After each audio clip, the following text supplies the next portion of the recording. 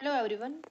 कैसे हैं आप सब? आई होप सब अच्छे होंगे, सब खुश होंगे। मैं ऋतु शरण स्वागत करती हूँ आपका अपने चैनल पर। तो वही आज हम बहुत ही अच्छी सी सीरीज स्टार्ट करने जा रहे हैं। सीरीज कौन से सब्जेक्ट की है? ईवीएस की है, जो एक बार मैंने पहले भी आपको करवाई थी और फिर से करने जा रहे हैं।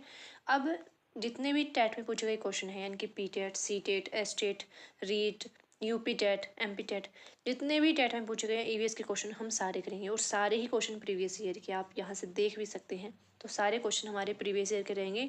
और अभी हाल ही में जो पेपर हुए हैं ये हमारे रहेंगे 2019 तक के, यानी कि 19 तक के, और कुछ क्वेश्चन शायद 20 तक के भी हैं। इससे पहले जितने भी पेपर हुए हैं ना, सबके रहेंगे प्रीवियस ईयर। और अब के जो हैं, यानी कि 20 के बाद वाले हैं, वो सीरीज़ हम स्टार्ट करेंगे, लेकिन वो बाद में। ठीक है, पहले ये करेंगे क्योंकि अभी बहुत सारे क्वेश्चन हैं। तो एक ही टॉपिक के इसका बेनिफिट आपको क्या होगा कि हम एक ही टॉपिक, मतलब एक सब जो भी हमारा टॉपिक रहेगा, कोई भी टॉपिक, जैसे एनवायरनमेंट है या फिर दूसरा हम कोई भी टॉपिक ले लेते हैं, तो जो हम टॉपिक रखेंगे है ना, उस टॉपिक के सारे क्वेश्चन हम करेंगे। कोई भी टॉपिक होगा, जैसे हो गया हमारा सजीव निर्जीव का, हो गया, या सौरमंडल हो गया, ऊर्जा हो गया। ठीक है, तो ये सब जो टॉपिक है ना, हम इसको डिटेल से करेंगे। तो इसलिए मैंने आधे लिए हैं, और आधे जो क्वेश्चन हैं अभी हाल ही में जो हुए हैं इन 4-5 सालों में, वो हम बाद में करेंगे, वो भी टॉपिक वाइज करेंगे। तो चलिए स्टार्ट करते हैं। सबसे पहले क्या है, विश्व पर्यावरण दिवस कब मनाया जाता है? रिपीटेड क्वेश्चन है, ये बहुत बार पूछा गया है। तो विश्व पर्यावरण दिवस कब मनाया जाता है भाई? कब मनाया जाता है? 5 जून को। ठीक है, विश्व पर्यावरण दिवस जो है कब मनाया जाता है? 5 जून को मनाया जाता है। और 22 अप्रैल को आपका पृथ्वी दिवस मनाया जाता है। ठीक है, 22 अप्रैल को हम पृथ्वी दिवस मनाते हैं।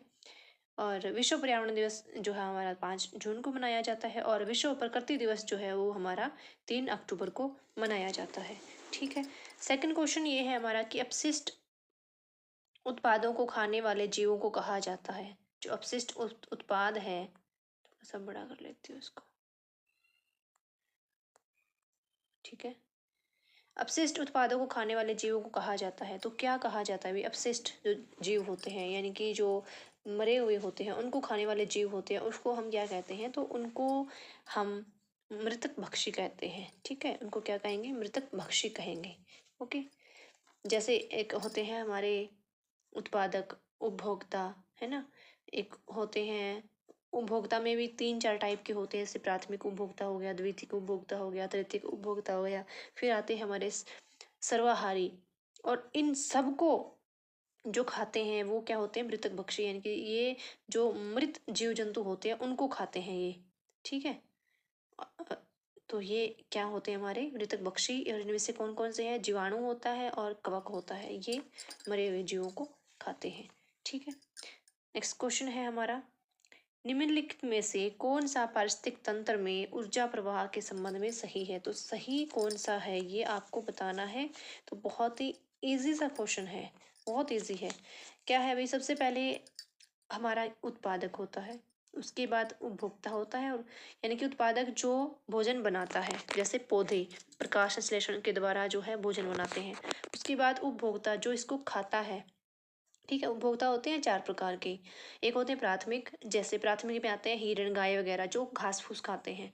द्वितीयक होता है, फिर द्वितीयक में आते हैं शाकाहारी, जैसे लोमड़ी हो गई, मेंढक हो गया, मेंढक और ये बिल्ली हो गई ये।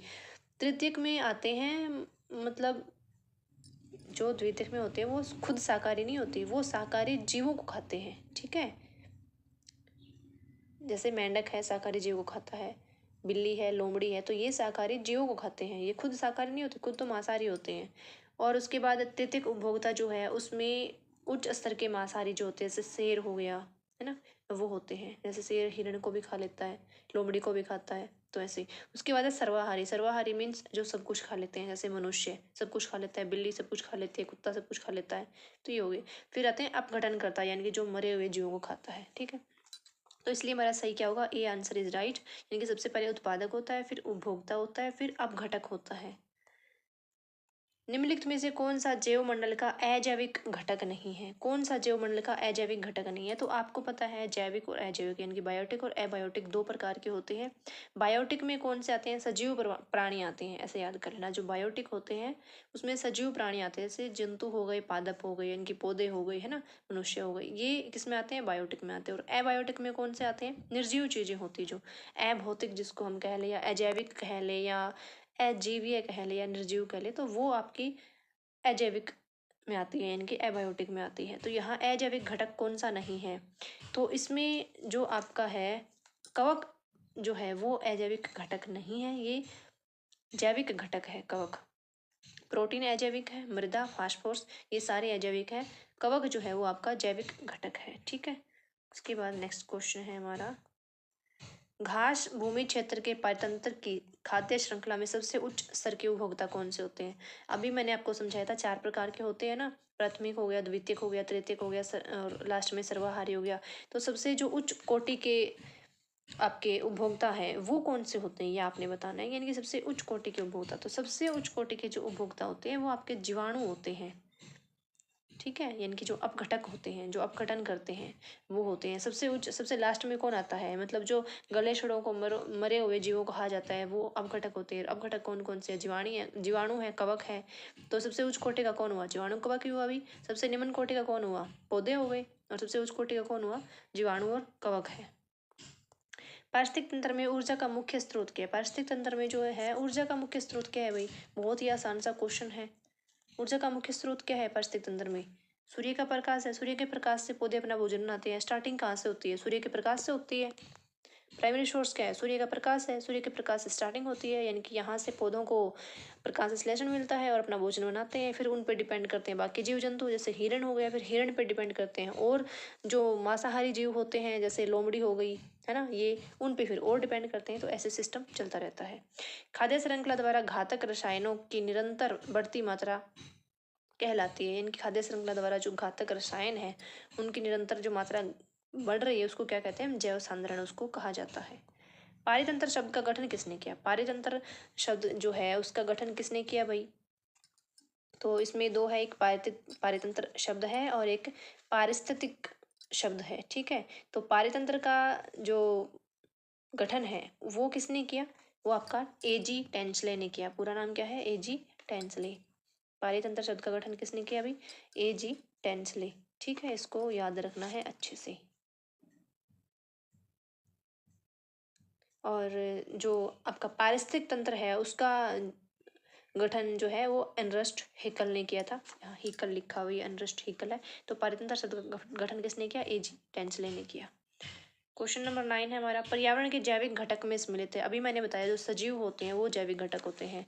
तो सजीव क्या है भाई? इसमें पौधे हैं, बाकी सारे निर्जीव है, भूमि, वायु, जल, ये निर्जीव है। तो ये अजैविक घटक है और ये जैविक घटक है। भू पारिस्थितिकीय तंत्र में देखो, मैं आपको क्वेश्चन इस तरह से करवा रही हूँ, अगर आपने कंटेंट नहीं पढ़ा ना तो भी आपको क्लियर हो जाएगा, क्योंकि साथ साथ में आपको मैं समझा भी रही हूँ। भू पारिस्थितिक तंत्र में ऊर्जा का महत्वपूर्ण स्रोत क्या है? अभी हमने किया है क्वेश्चन, तो ऊर्जा का महत्वपूर्ण स्रोत क्या है हमारी इस पृथ्वी पर? क्या है भाई? सूर्य है। सूर्य है तभी तो पौधे भोजन बनाते हैं, वहीं से तो शुरुआत होती है हमारी फूड चैन की।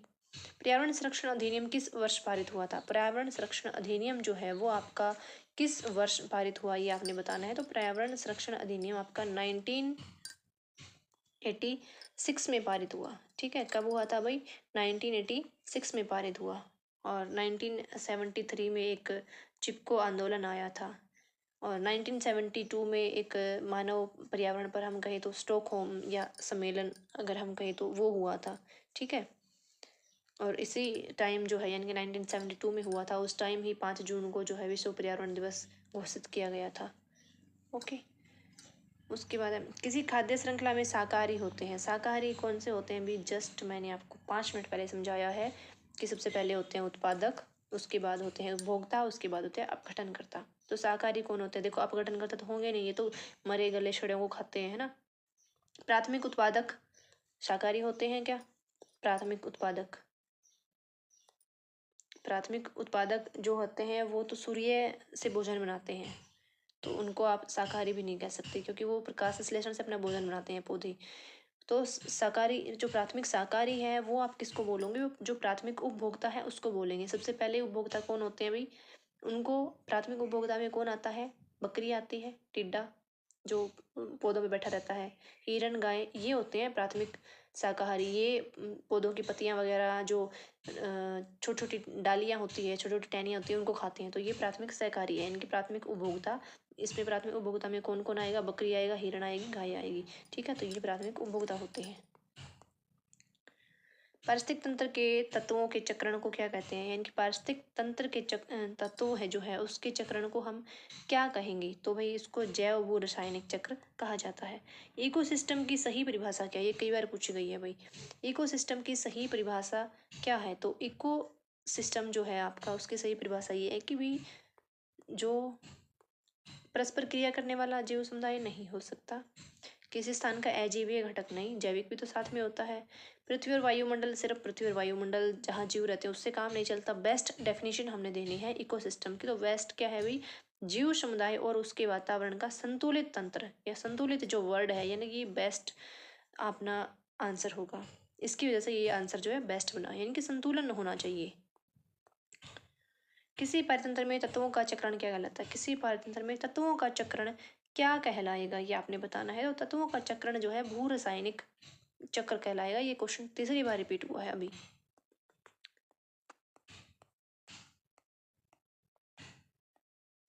चिपको आंदोलन के प्रणेता कौन है? चिपको आंदोलन के प्रणेता कौन है? बहुत ही अच्छा क्वेश्चन है, सीटेट का फेवरेट क्वेश्चन है ये, हर बार पूछा जाता है। तो चिपको आंदोलन के प्रणेता सुंदरलाल बहुगुणा जी है।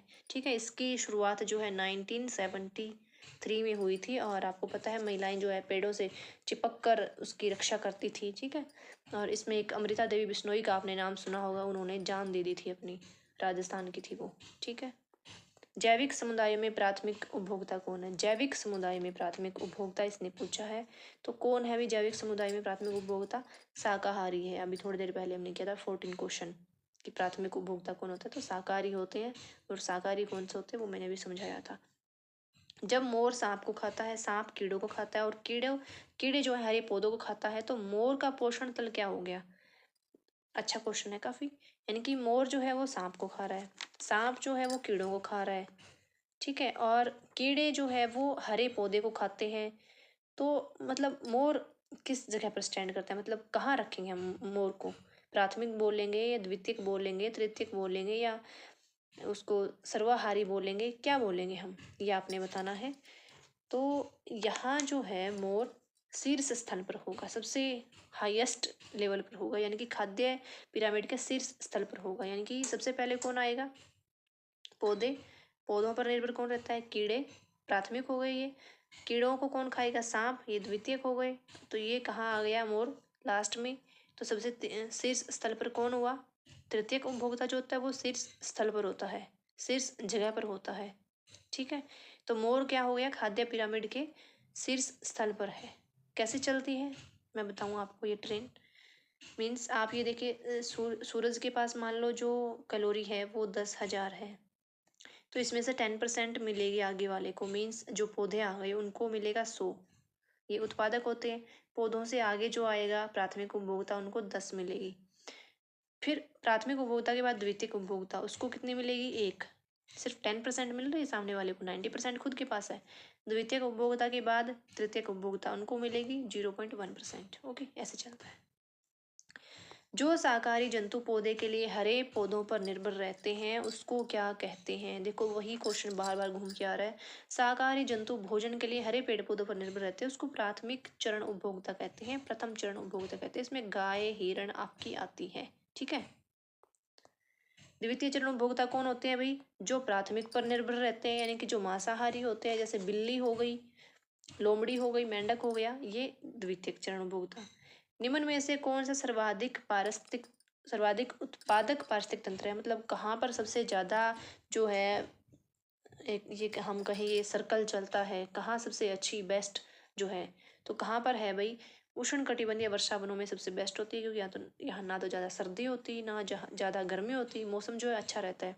टुंड्रा में सर्दी बहुत होती है, सवाना में गर्मी बहुत है, मरुस्थल में गर्मी बहुत है। तो ये जो है बेस्ट कहे तो मौसम है। ठीक है। उष्णकटिबंधीय वर्षा वन होते हैं, वहाँ पर सबसे अच्छा पारिस्थितिक तंत्र होता है। मतलब वहाँ पे हर प्रकार के जीव पाए जाते हैं। पारिस्थितिक तंत्र होता है, कहने का मतलब ये हो गया, जहाँ पर मोर भी होते हैं, पौधे भी होते हैं, मेंढक भी होते हैं, हिरण भी होता है, शेर भी होता है, हर टाइप के पाए जाते हैं, तो वहाँ अच्छा ही होगा पारिस्थितिक तंत्र। खाद्य श्रृंखला के परस्पर समूह को क्या कहा जाता है? खाद्य श्रृंखला के जो परस्पर समूह होता है उसको क्या कहते हैं? उसको खाद्य जाल कहते हैं। ठीक है, खाद्य जाल या खाद्य संजाल एक ही बात है, जाल उसको कहेंगे। जैविक पर्यावरण में शामिल है। जैविक पर्यावरण में कौन सा शामिल है? तो आपको पता है जैविक क्या होता है, इसमें जीवीय, जीवीय यानी कि सजीव जिसमें शामिल होते हैं। तो जैविक पर्यावरण में इसमें से कौन सा शामिल है? उत्पादक भी सजीव होते हैं। उत्पादक कौन होते हैं? पौधे। पौधे आपको पता है सजीव होते हैं। अपघटक, अपघटक कौन होते हैं? जीवाणु, कवक, ये भी सजीव है। उपभोक्ता, उपभोक्ता कौन होते हैं भाई? मांस खाने वाले भी होते हैं और पौधे खाने वाले भी होते हैं, मतलब शाकाहारी मांसाहारी दोनों होते हैं, तो ये सारे ही आएंगे, यानी कि उपरोक्त सभी। हाँ, ये अच्छा क्वेश्चन है काफी। ऊर्जा संवहन के निम्नलिखित आरेख को ध्यानपूर्वक देखें। जून ये 2013 में आया क्वेश्चन है, छोटा कर लेते हैं इसको। ठीक है, तो फर्स्ट है, सेकंड है, थर्ड है, फोर्थ है, फिफ्थ है, यहाँ क्या आएगा ये आपने बताना है। तो ये ध्यान से देखिए आप। सबसे पहले आपको पता है सूरज होगा, ये कंफर्म है ना, क्योंकि सबसे पहले सूरज, शुरुआत कहाँ से होती है? सूरज से होती है। सूरज ही नहीं होगा तो फिर पौधे भोजन कैसे पकाएंगे? तो सबसे पहले सूरज होता है, तो यहाँ 2 नंबर पर सूरज दे रखा है, तो बिल्कुल गलत है। 1 नंबर पे सूरज होगा, सन जो आपका फर्स्ट पे होगा। सेकंड नंबर की अगर हम बात करें, सेकंड नंबर पे पौधे आएंगे। सेकंड नंबर पे क्या आएगा? पौधा आएगा। आपको पता है सूरज की किरण से भोजन कौन पकाता है? पौधा पकाता है, बकरी नहीं पकाती, तो ये भी गलत हो जाएगा आपका। ठीक है, इसके बाद हम बात करते हैं थर्ड नंबर पे क्या आएगा। तो यहाँ हम ऑप्शन में देख लेते हैं, पहले ऑप्शन देख के ही फिर हम करेंगे, ताकि हमें ना ही करना पड़े आगे। तो फर्स्ट पे सूरज है, ठीक है। सेकंड पे पौधा है, ठीक है। थर्ड पे इसने शेर दे रखा है, तो ये शेर नहीं आएगा। थर्ड पे शेर कैसे आ जाएगा भाई? थर्ड पे तो बकरी आएगी। पौधे को कौन खाता है? शेर थोड़ी खाता है, पौधे को तो बकरी खाती है। तो ये सी जो है राइट होगा, यानी कि सेकंड पे पौधा, थर्ड पे आपकी बकरी आएगी। ठीक है, तो यहाँ थर्ड पे बकरी, फोर्थ पे आप शेर को रखोगे, 5 पे मनुष्य को, यानी कि मनुष्य सर्वाहारी होता है। मोर भी आपका सर्वाहारी है। ठीक है, तो फिफ्थ पे इसको रखोगे आप। बिल्ली भी सर्वाहारी होती है। ठीक है, आगे ना समझ? मेरे हिसाब से आ गया होगा भाई।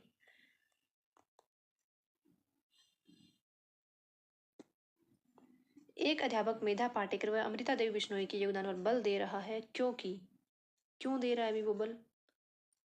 दोनों का संबंध जल संरक्षण के आंदोलन से है? बिल्कुल नहीं। अभी अमृता देवी का तो मैंने बताया था अभी आपको कि पौधों से है इसका संबंध। दोनों महिला सशक्तिकरण? बिल्कुल नहीं है। आपको अमृता देवी बिश्नोई का मुझे नहीं लगता किसी को नहीं पता होगा, सबको पता है इनका। पेड़ों से चिपक कर इन्होंने पेड़ों की जान बचाई थी और अपनी जान दे दी थी, है ना, चिपको आंदोलन से ये थे। तो ये चीज़ तो गलत हो गई। दोनों के आंदोलन पर्यावरण मुद्दों पर है या दोनों ने चिपको आंदोलन को आगे बढ़ाया? तो दोनों के जो आंदोलन है वो पर्यावरण मुद्दों पर है। दोनों ने चिपको में भाग नहीं लिया था, दोनों का अलग अलग था। एक, जिनकी अमृता देवी बिश्नोई जो है वो चिपको आंदोलन से जुड़ी हुई थी। जो आपकी मेधा, कहाँ गई, मेधा पाटेकर जो है वो अलग उस पे थे आंदोलन। उनका कौन सा था मुझे भी ध्यान नहीं आ रहा। मेधा पाटेकर, मेधा पाटेकर नर्मदा आंदोलन था या पिक्को आंदोलन था? अभी फिलहाल मुझे ध्यान नहीं आ रहा इनका। नर्मदा, हाँ, जो मेधा पाटेकर जी हैं इनका जो है नर्मदा आंदोलन में भाग इन्होंने लिया था, 1989 में हुआ था। तो इन्होंने नर्मदा आंदोलन में भाग लिया था, इसलिए दोनों का जो आंदोलन है पर्यावरणीय मुद्दों पर है। चिपको आंदोलन नहीं कहोगे, क्योंकि चिपको आंदोलन से जुड़ी हुई अमृता देवी बिश्नोई जी हैं और नर्मदा आंदोलन से जुड़े हुए मेधा पाटेकर हैं। ठीक है, वन्य प्राणी सप्ताह प्रतिवर्ष मनाया जाता है। वन्य प्राणी सप्ताह आपका कब मनाया जाता है प्रतिवर्ष? तो वन्य प्राणी अरे रुक जा, वन्य प्राणी सप्ताह जो है वो आपका अक्टूबर के फर्स्ट वीक में मनाया जाता है। और वन्य जीव सप्ताह कह लो या वन्य प्राणी सप्ताह कह लो, एक ही बात है। तो 1 से 7 अक्टूबर को मनाया जाता है। और वन महोत्सव जो होता है वो फरवरी और जुलाई का जो फर्स्ट वीक होता है उसमें मनाया जाता है। ठीक है, सन 1992 में पर्यावरण सुरक्षा से संबंधित प्रथम पृथ्वी सम्मेलन किस शहर में हुआ था? तो किस शहर में हुआ था भाई? सन 1992 में प्रथम जो है पृथ्वी सम्मेलन वो आपका रियो डी जनेरियो में हुआ था। कहाँ हुआ था अभी? रियो डी जनेरियो में हुआ था प्रथम सम्मेलन। ब्राज़ील की राजधानी है रियो डी जनेरियो, ठीक है। 1992, 3 जून 1992 को हुआ था और इसको हम एजेंडा 21 के नाम से भी जानते हैं, ठीक है। यदि एक मेंढक एक टिड्डे को खाता है तो ऊर्जा का स्थानांतरण होगा, मतलब मेंढक अगर टिड्डे को खा रहा है तो ऊर्जा का स्थानांतरण किस तरफ होगा ये आपको बताना है। तो ऊर्जा का स्थानांतरण किस तरफ होगा भाई? उत्पादक से अपघटक को? बिल्कुल नहीं, मेंढक अपघटक थोड़ी है, अपघटक तो आएगा ही नहीं, इसको तो कटी कर दो।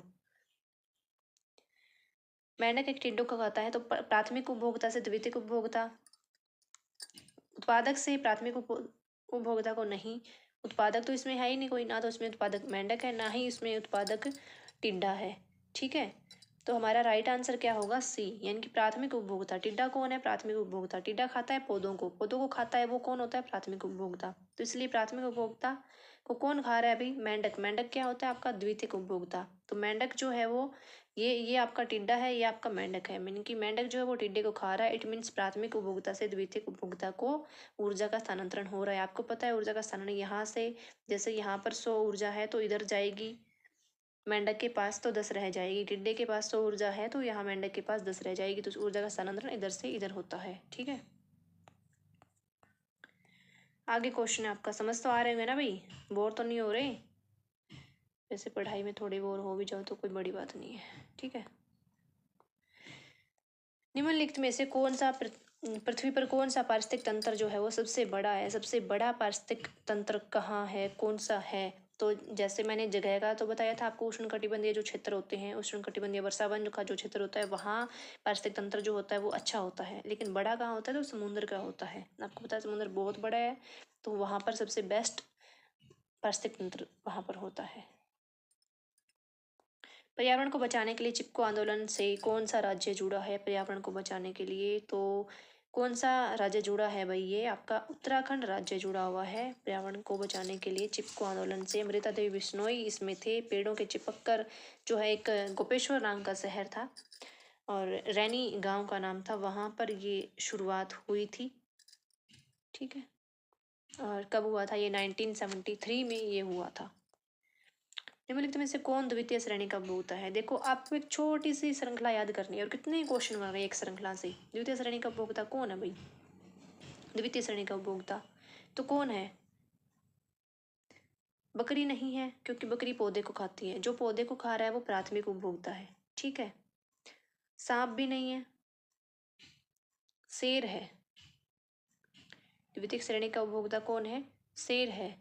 शेर जो है वो द्वितीय श्रेणी का उपभोक्ता है। तो राइट आंसर हमारा शेर होगा। हाथी भी नहीं है, क्योंकि हाथी पेड़ पौधों को खाता है। सांप भी नहीं है, क्योंकि सांप फिर आगे तृतीय में चला जाता है, वो मेंढक वगैरह को भी खाता है, ठीक है।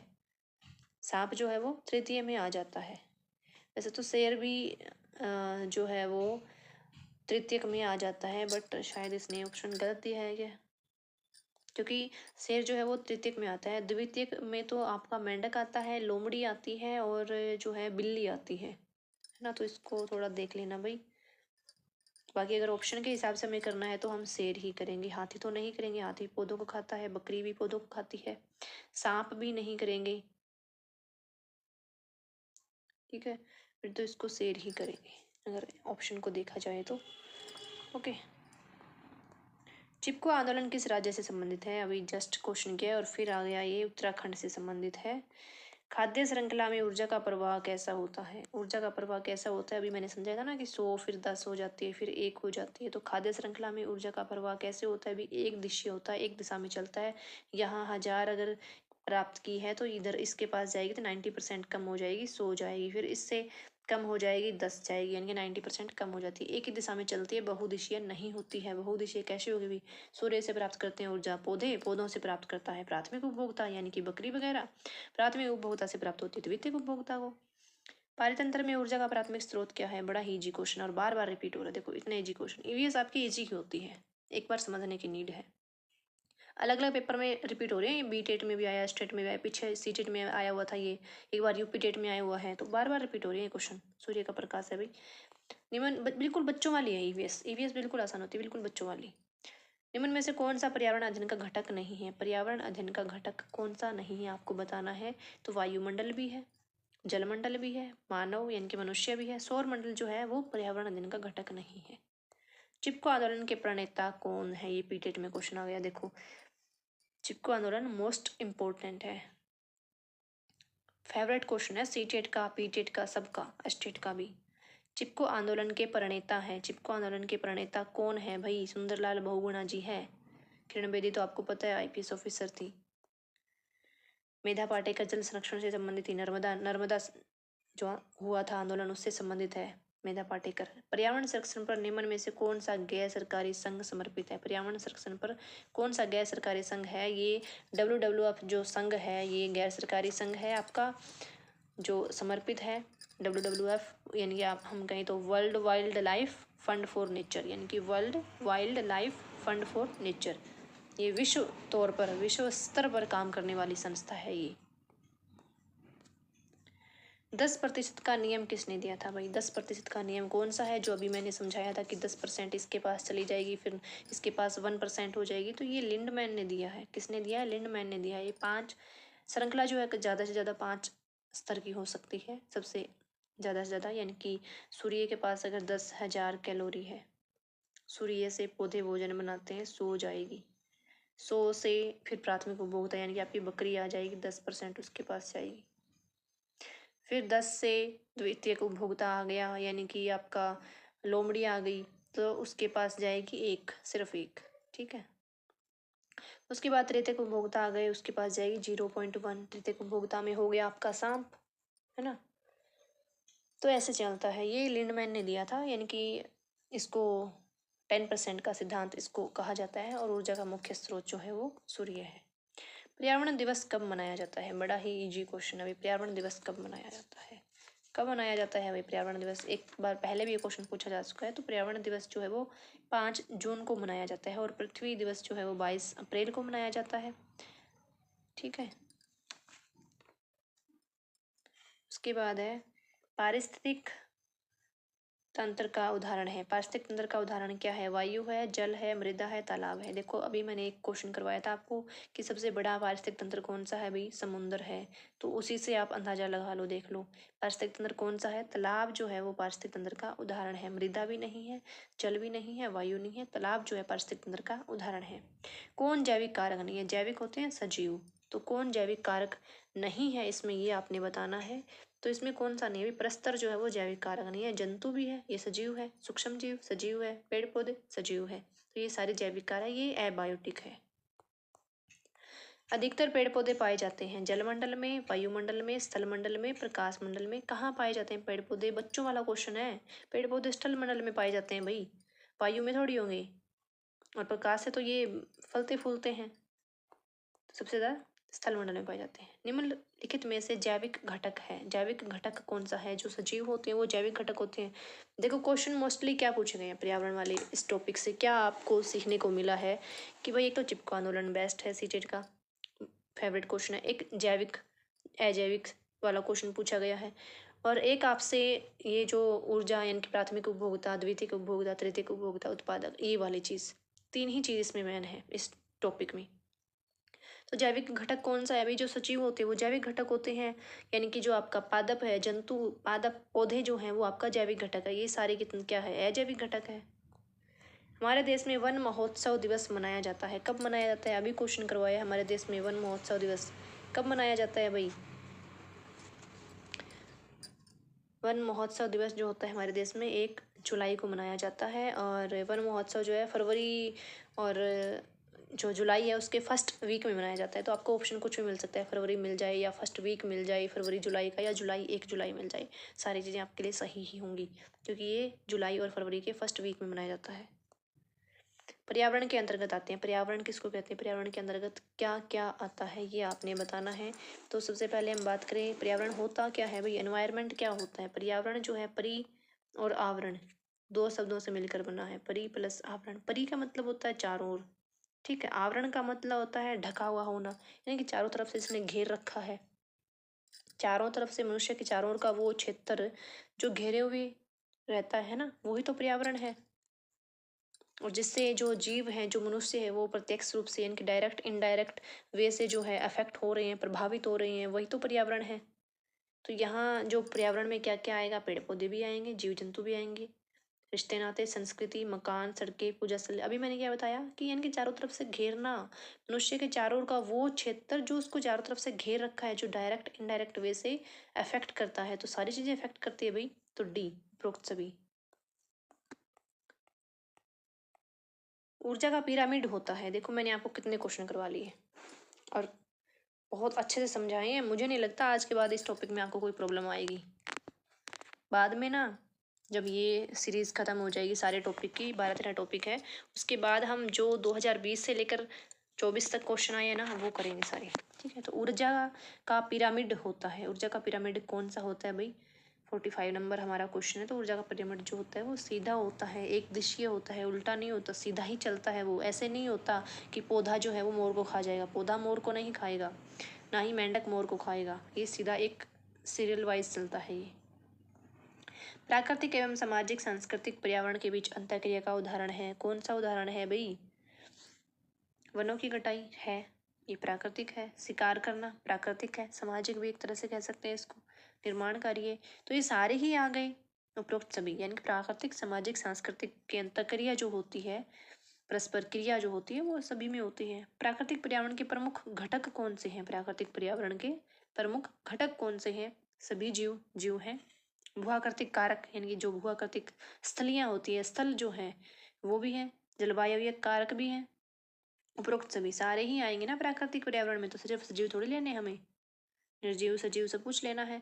एक पोषण स्तर से दूसरे पोषण स्तर पर ऊर्जा का कितना भाग स्थानांतरित होता है? क्वेश्चन बार बार मैंने बता दिया आपको। 10% होता है, 90% वो अपने पास रखता है और 10% वो ट्रांसफर करता है। वन्य जीव सप्ताह कब मनाया जाता है? क्वेश्चन तीसरी बार रिपीट हुआ है। वन्य जीव सप्ताह जो है आपका 1 अक्टूबर से 7 अक्टूबर तक मनाया जाता है। और जो वन महोत्सव होता है वो जुलाई के फर्स्ट वीक में, या फिर हम कहें फरवरी के फर्स्ट वीक में मनाया जाता है। और वन्य जीव सप्ताह जो है वो 1 से 7 अक्टूबर तक मनाया जाता है। निम्नलिखित में से कौन सी खाद्य श्रृंखला घास मैदानों की नहीं है? कौन सी खाद्य श्रृंखला है भाई जो घास मैदानों की नहीं है? कीट, मेंढक, सांप घास मैदान में रहते हैं। खरगोश, लोमड़ी, शेर घास मैदान में रहते हैं। प्लावक, मछली, व्हेल ये पानी की है, ये समुद्री है सारी। चूहा, सांप गिद्ध घास में रहते हैं। ये जो है ये आपका पानी के हैं, समुद्र में रहने वाले हैं। किसके आंदोलन में, यानी कि नेतृत्व में चिपको आंदोलन को बल मिला? किसके नेतृत्व में मिला था चिपको आंदोलन को बल भाई? सुंदरलाल बहुगुणा के नेतृत्व में मिला था। और अमृता देवी बिश्नोई भी इसमें मुख्य थी, जो पेड़ों से चिपक कर जिन्होंने अपनी जान दे दी थी। ठीक है, तो ये थी हमारी फर्स्ट जो टॉपिक है हमारा। मुझे ऐसा लग रहा है कि एक एक क्वेश्चन आपको क्लियर हो गया, आगे नहीं भूलने वाले आप। ऐसे ही हम नेक्स्ट भी करेंगे, नेक्स्ट टॉपिक करेंगे, सारे टॉपिक करेंगे। कम से कम जो है टॉपिक हमारे होंगे, मैं बताऊँ तो आपको 15 के आसपास टॉपिक होंगे, है ना? तो 15 होंगे तो डेली एक टॉपिक करेंगे, डेली क्वेश्चन सीरीज करेंगे। और अगर कंटेंट पहले करवाना है तो वो बता देना, बाकी मुझे नहीं लगता इतने इजी क्वेश्चन में कंटेंट पहले करवाने की नीड है। ठीक है, तो फिर मिलते हैं नई क्लास के साथ, नए टॉपिक के साथ।